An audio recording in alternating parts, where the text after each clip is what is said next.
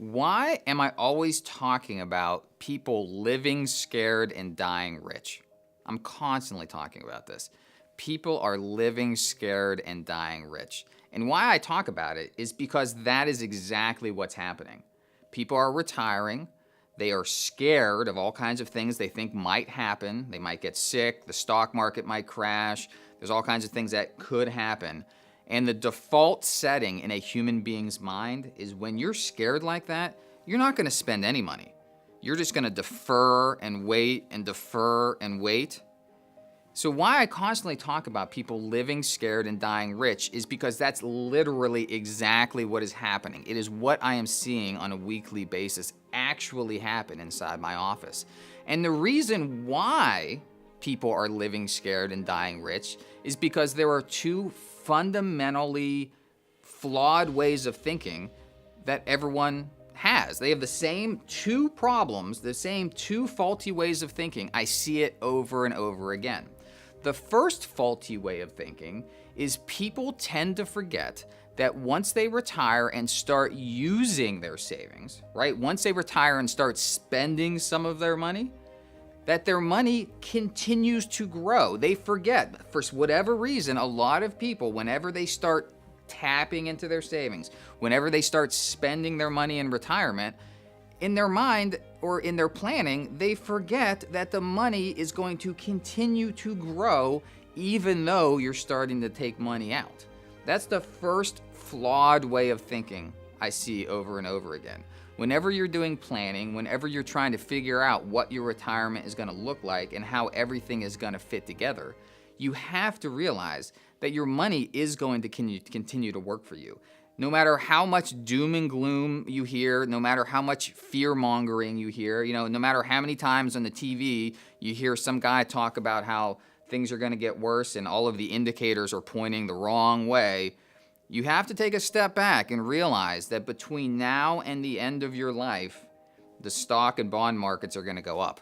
They might temporarily go down, but they're going to permanently go up, right? That's the first faulty way of thinking. You have to realize that once you stop working, you're not making an income, you're not working, but your money is working for you. So instead of you working, your money is working. That's the whole point of saving and investing.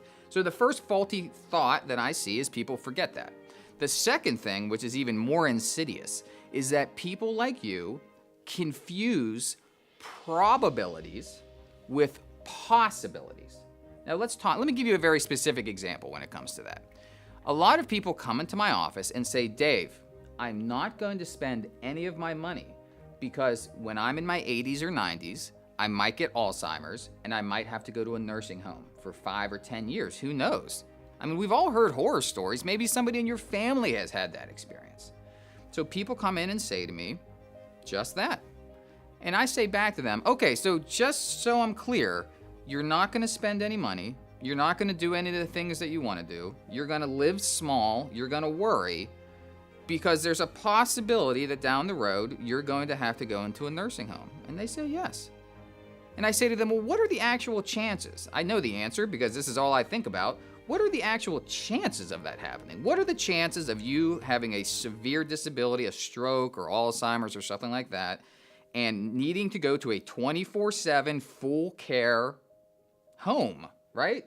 What are the chances of you having to go into that nursing home for 5 years or more in that setting, in a complete 24/7 full care setting? What are the chances of that actually happening? I know that answer. They're published by the government. There is a 10% chance that you're going to have to go into a nursing home for 5 years or more. You see, most people, when they go into a nursing home, they pass away relatively quickly.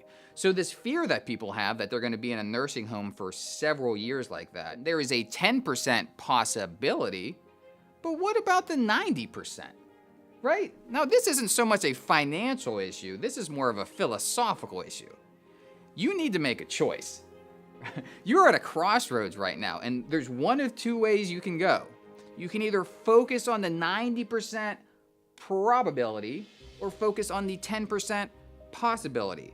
And please, I beg you, focus on the 90%. That's all I'm asking. It's a silly way to view your life to not do anything, to hold back, to save, to defer, to wait because of something that has a 90% chance of not happening. I mean, okay, let's get real here. I'm 40 years old. In 20 years, when I'm 60 years old, between 40 and 60, there is a 10% chance that I will die. If you look at the actuary tables, if you look at the literal chances of somebody dying between 40 and 60, there is a 10% chance. So should I focus on that 10% chance? Should I say to myself, you know what, I'm not gonna save any money for retirement. Why would I save a single penny for retirement? Because there's a 10% chance that I'm gonna be dead. Sounds kind of ridiculous, doesn't it? It's no different than the thinking that I see every day in my office, which is so obsessed with the possibility that they totally ignore the 90% probability. And quite frankly, it messes up their entire retirement. Please continue to listen to these videos, continue to read the articles. You need to have your mind filled with the correct information so going forward, you can live your life based on the facts, not based on fears that have much less chance of happening than you think.